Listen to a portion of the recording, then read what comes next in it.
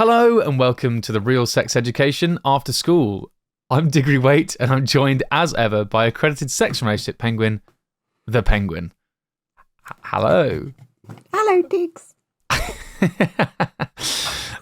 For those of you watching on YouTube, you'll see that Mum, accredited sex and relationship therapist Cate Campbell, has actually just put the Penguin that we often have on this podcast to adjudicate is in her place today and is just on screen. How is the Penguin doing today? Sulking. Sulking? Why? Oh, because that wasn't a very, very kind introduction, was it? Why not? Hey, never you mind. We're fine. We're fine. You and the Penguin are fine. Well, that's good because today, Mum and the Penguin have something called in the business a hard out. What's that? It means you got to go at some point. Oh, yeah. Got to go. Yeah, exactly. Got so work to do. You got stuff to do. Got You're a proper busy work woman. to do. Yeah. Well, excuse me. What do you mean proper work? Well, actually, this is a bit of fun, isn't it? We do love it. And today's going to be really fun. We've got loads of questions from our lovely listeners. You guys, you've got in contact with us on the anonymous Google form in the bio of this episode and our social media channels. We're at the RSC Pod on Instagram, TikTok and X. Formerly known as Twitter. Wonderful. That was great that time. We're really on it today. And so we can get going with these, and they're all centered around anal sex. So it's going to be a fun one. What does the Penguin know about anal? Everything. Really? Expert. Well, I've actually got a few questions for the anal. For the anal? for the anal penguin. I've got a few. Maybe that will be the penguin's name, the anal penguin. I've got a few questions. These questions that have made me have questions from our listeners, and maybe I can ask the anal penguin what the anal penguin knows about anal. Should we have our first question? Go on then. Wonderful. Okay. This comes from a gay man who's 25 years old from Germany. Here we go. As a gay man, 25, I was always top and I want to try to be bottom. It is very interesting to me. I have real fear about anal sex. I am afraid that it will cause any serious health problems or deformations or health problems that will affect... Sorry, I have to say, I read these verbatim and they are fantastic. I'm afraid that it will cause... Excuse me, I'd like to see you translate this into German. Oh, I completely agree. I'd do a very bad job. It wouldn't be very good. Any serious health problems or deformations or health problems that will affect me badly in the future. For example, anal fissure and its enlargement are among the most dangerous and biggest problems as far as I read on the internet. I think this question is valid for all individuals and women who want to try anal sex, not only for homosexual individuals. Because of this fear, I can't really live my sex life comfortably and try to bottom. Sorry for my English. Best wishes from Germany. Germany flag emoji and kissing emoji. So then, I don't have the emojis. Oh yeah, I haven't. Oh yeah, because I was thinking that you printed out the script, have you? Yeah. Oh well, very diligent of you. But come on then. So, do you have anything for our lovely German friend? Just checking with the Penguin. Yeah. Says not really. No. Really? It's really funny. I get pretty much this email about once or twice a month. And when you say, do you mean an email like this or pretty much this specific email with the cadence and the... Very similar. Right. Okay. Very similar. Either this is the same person or it's really common to be worried. I mean, I'm inclined to say if you're that worried, don't do it. You know. Maybe. But how significant and real are the risks that they've said here? Anal fissure, enlargement. I imagine they mean the enlargement of the anus itself. That might lead to incontinence and stuff. I think it's worth being concerned. But there are things, I mean, you know, proper preparation is the important thing. So you don't go straight to anal intercourse without, you know, play. So, you know, trying it with fingers, sex toys, tongues, using a dental dam. And that kind of thing first are important. You can use, I mean, people often wear a butt plug for a few hours beforehand to stretch the area and make it more comfortable. And you just wouldn't go straight into it. So if you try it and it feels really uncomfortable and painful, if you try it with hands, fingers, you know, then I would say don't do it. But I mean, a lot of people really enjoy prostate play. And so, you know, you can have as much fun stimulating the prostate with fingers and do that. You should. I mean, the focusing on intercourse is probably unnecessary, and certainly to begin with, I'd experiment and see what it's like. Yeah, because some people with hemorrhoids and things like that they do find it too painful, and I definitely wouldn't go there. Yeah, because like poking hemorrhoids will just make it even worse. Well, they'll bleed and it'll be really sore. So I would say, experiment. Try it out and then see what happens. You don't have to go rushing in. And I think really, really don't worry about being inexperienced in this area. Everybody has to start somewhere. Absolutely, yeah. And like you said, they've done some looking around online. I think there are good resources online. There's a good website called bvibe.com that talks about that sort of stuff. So I definitely recommend that. But I mean, we've maybe sort of mentioned it, but like, lubrication is your best friend here. Unlike maybe a sorry, Mum just blew her nose and then blew the nose of the anal penguin. Lots of lubrication and build up to it. This is definitely something that, maybe genuinely even start with a pinky finger. Tongues would be even more perfect because that's just a soft thing and all that sort of stuff. But again, with tongues and stuff, you've got to make sure, of course, all dental of this dam. has to be consensual. But a dental dam, I'm glad you mentioned that again. What is a dental dam, just in case people don't know? It's like a sort of little square that you put over the anus to protect it. Or to protect you, it's a hygiene aid. Yeah, so it's like almost a little condom, like a little square condom that you put over. Yeah, except you don't slip it over your tongue. You just No, you just hold it there and in place. Your partner as well, you should be constantly checking in on each other. When you do eventually have anal intercourse, you need to be constantly checking in on each other. You don't have to. Exactly, if. And also maybe choosing like positions where potentially where you're on top of something where you can ease it in. Also, we talked about this on the pegging episode. Apparently, if you open your gullet like you're exactly like you're trying to drink, exactly, yeah. Well, if you're trying to like when you're drinking, if you're trying to open your gullet, apparently that also opens there's sort of two openings to your anal sphincter, or maybe two sort of sphincters. There's the outer one, the outer one, and there's the inner one. The inner one, and the inner one, if you open your gullet, it sort of opens the inner one. I mean, give it a go listening to this. And anyway, haven't tried it myself, but have heard it works. So in a line for this person, you're aware of the health risks. So if you want to do it, take it slowly. And gently. And with someone you trust, ideally. Don't go and pick up a stranger. Do it with someone you trust. And I can see the temptation to hook up. Because, if you're embarrassed about it or it's awkward, that would be a temptation. But I would say try and find someone you trust and let us know how you get on. Yeah, exactly. Please do. Wonderful. Okay, we have another question here. As a cisgender gay man, I douche prior to engaging in anal sex. Can you just tell me what douching is? Well, it means to clean out with water. Yes. Okay, wonderful. I douche prior to engaging in anal sex to minimise the possibility of unexpected accidents.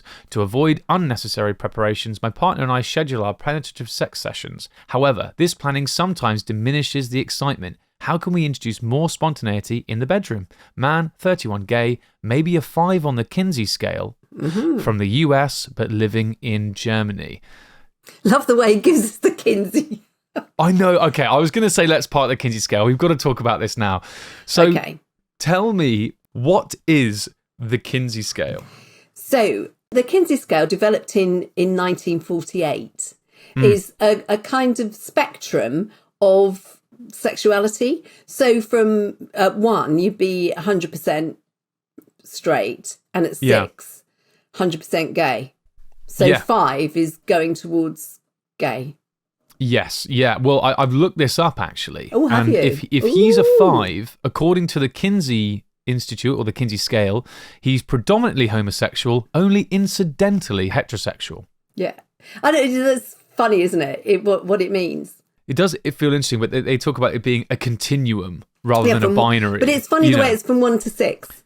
Yeah, exactly. It is interesting, and so I'm guessing then 3. If you're 3, then you're straight bisexual, as in straight bisexual, but you're exactly, I guess, but you're 50-50, They also have since apparently added X Oh, yeah, for absolutely. individuals with no socio-sexual contacts or reactions. So I guess asexual, aromantic people, stuff like that, which is kind of interesting. But yeah, so I just love that they've given the Kinsey scale. I just so we get a real accurate representation. But even that, I mean, nowadays we tend to think in terms of that being a bit binary, even though it's a continuum and all of that. I know, yeah. And yeah. you know, we don't tend to think a lot that you would place yourself anywhere. And although Kinsey said, well, you know, it changes from day to day, so you know, he was ahead of the game.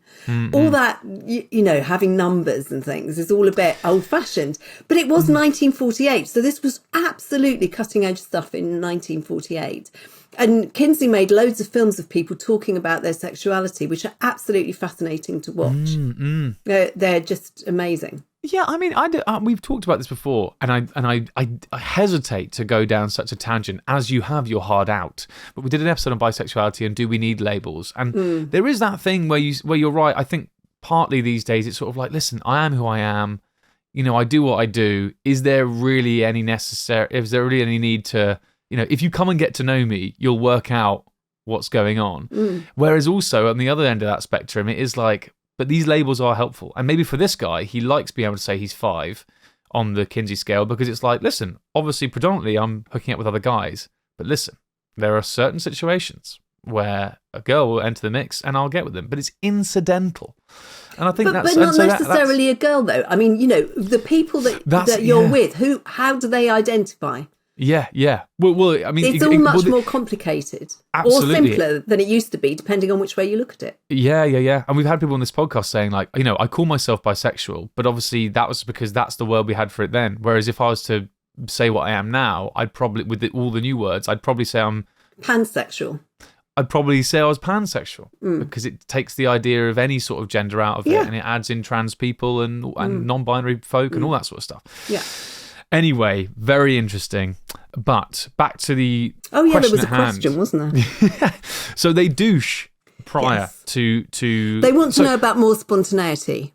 You know what I think about spontaneity. Well, let's park that quickly. I just want to just lay the groundwork for people a bit more. So if people aren't aware, a lot of people who have anal sex do prepare a lot more beforehand to minimise, like they say, the quote unquote accidents. So they will douche, they will clean the anal area, but also people, you know, not eat as much, all that sort of stuff. Make sure they've maybe gone to the toilet beforehand. All these sorts of things. There is preparation involved, which means that, like you say, the idea of spontaneity is gone. Mum, what do you think about spontaneity? Well, you know what I think about spontaneity. But tell the people that haven't heard. Yeah, Remind the anal penguin. They've all heard about it. I think very rarely is sex spontaneous, to be completely honest, because we do tend to plan for it. And what actually ruins sex for a lot of people is living together, because when you can do it whenever you want to, there isn't the planning, there isn't, you never make the time, you don't make the time for it, and you're not in the mood. Whereas when you're going on a date, you have a shower, you get in the mood, you're expecting sex on your date, and so there is nothing spontaneous about that at all, but people think it is. Exactly. And when spontaneity strikes and you approach your partner, it's quite likely that your partner will go, "Oh, go away, I've got coffee breath," or something like that, because they haven't prepared. So sometimes the only way, if you're living with somebody and you're busy, to ensure you have sex is to schedule it. And to prepare for it. And I would introduce the word of caution about douching as well, because that's not always as safe as it sounds. Yeah, and it depends on what sort of apparatus you're using. Sometimes it can be not good. It can actually dry out the anal area, and that's not good as well. So yeah, maybe take a look into that. Or again, I'll refer you back to our previous episode, Why Do We Have Anal Sex? We talk about that a lot in there as well. I think you're right, and I think it is that thing of how do we create spontaneity. I think the only way to truly do that is to place towels down. And I know that's all the time. Well, I know that's going to sound crazy, but I think you're absolutely right. You know, realistically, in the moments where you want to be quote unquote spontaneous, you know, maybe that'll be when you go on dates and stuff. It's not going to really be spontaneous anyway. If you guys live together or you're walking around the house or whatever, and then maybe the moment strikes, I think with this, This is the game we're playing. You have to play to the game. And unfortunately, in this game, things might get dirty. And I think if you both want to be spontaneous, you might just have to like put that to one side and be like, okay, well, that's the risk we're going to take today. I don't see if there's another way of doing it. The other thing that I would challenge here is spontaneity only being about anal sex. I mean, what about all the other sex you have? That's so true. I mean, you know, there are so many other things that you can do that are lots and lots of fun. And anal play may be part of that, but it doesn't have to be all one thing or the other. Yeah, exactly. And what happened to good old-fashioned fellatio? I understand that's lovely. Okay, some good things, definitely things to think about there. I heard a great joke about that yesterday. What, fellatio? Yeah. Can you repeat the joke? Off air, yeah. What? You can't tempt us like that. Can the Penguin say it? Or can you text it to me and I will say it and then I'll get cancelled? Has the Penguin told you the joke? It involves Donald Trump, so he might cancel me again. I was going to say, so he's blocked you on Twitter, hasn't he? Yeah. Which is amazing. When he was on Twitter, he blocked you. First time round, yeah. That was fun. Yeah. Anyway, listen, you tell me off air and I'll tell people when we come back from the break whether it was worth listening to or not. Okay.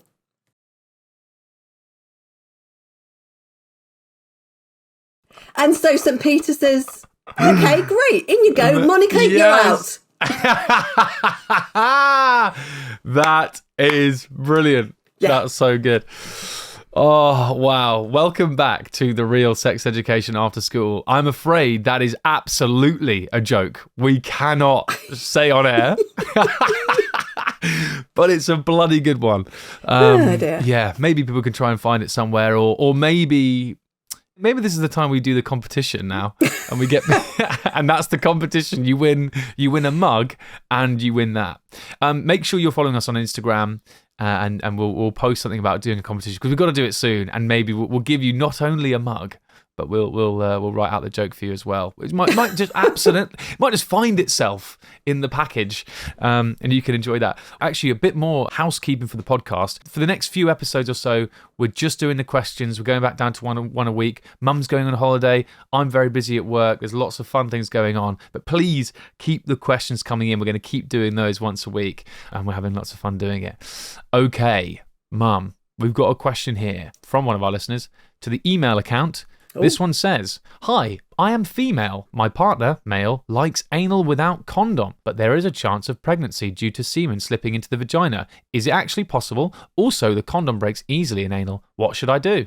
Well, there always is a small chance of contaminating the vagina with sperm. So it is slightly possible that a pregnancy could follow. That's not the reason for wearing a condom, though. The reason for wearing a condom is there's a bit of a risk of infection if anything does pass from the anus into the vagina vulval area. So, yeah, definitely don't ever double up. Don't go from one to the other. No, don't go from one to the other. I mean, I would say not only change a condom, but also wash. Yeah, exactly. Definitely. But the thing is, you can get condoms for anal. You shouldn't be using a regular gossamer condom for this job. What's a gossamer? Oh, it's a very thin condom, so it's supposed to feel like you haven't got one on.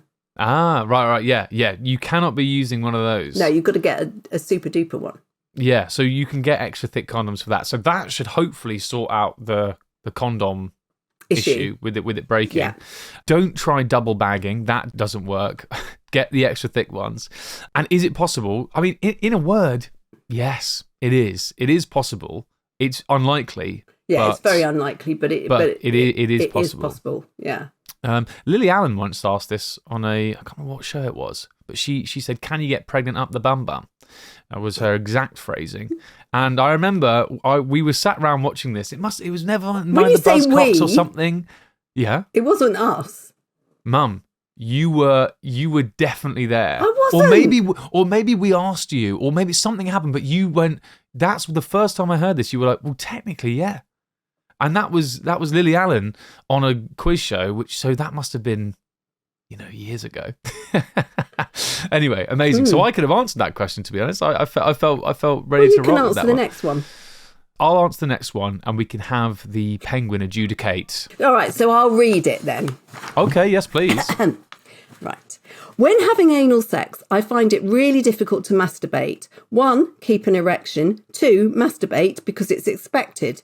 And come. Again, because it's expected when I'm happy not. However, when masturbating alone, this is not an issue. Am I too much in my own head or is this a thing? Male 30, gay, bottom, Scotland. Wow. Okay. The penguin, for those of you that don't know, often adjudicates on some of my answers on some of these questions. Mm-hmm. And I hope that I've understood the question correct here. Please, can you tell me if you think the same thing? This person says when having anal sex. Now, they're the bottom, and they believe it's expected of them to masturbate perhaps either whilst this is going on or afterwards. It seems to me that they mean whilst it's going on, yeah. Whilst it's going on. Yeah. I have consulted, now this is a small sample size, but I've consulted gay friends of mine who have said, for them at least, they wouldn't consider that a wide expectation amongst the gay community that one must or should or is expected to be masturbating whilst they bottom. So I would say, firstly, that pressure might not be fully there. Mm. And also, even if it is, if you don't want to, or it's not in your head, and you're happy not orgasming in that way, then you don't have to. Well, I mean, this person mentioned keeping an erection, which presumably they also feel is important. That's the hard bit I might need your help with, because that's the one where it's like the more you worry about that sort of thing, the more you're going to be in your head about it. Well, that's what he said, isn't it? I mean, when I'm happy not, I think that they do come, they do masturbate and they do get an erection when they feel comfortable. But it's when this person feels under expectation to behave in a particular way that things don't go so well. Yeah. So am I too much in my own head? Potentially. Yeah. Yeah. And I mean, like I say, at least for the people that I talk to, this expectation isn't there. Now, that might be wrong. If so, please do get in contact with us. Tell me how I'm wrong. But, that might be something you've created, and some of these other things you might have created as well. And again, it'll be response pressure, won't it? It'll be your partner will go, oh, you didn't come then. I'm sorry. And you'll go, oh, it's fine. Don't worry about it. And hopefully they'll trust you and believe you, and you can trust in yourself and be happy not doing that sort of thing. But if you're not relaxed, I mean, it's very difficult to enjoy sex at the best of times, isn't it? Yeah. So I think this is much more about relaxing and just doing what you feel like doing and enjoying.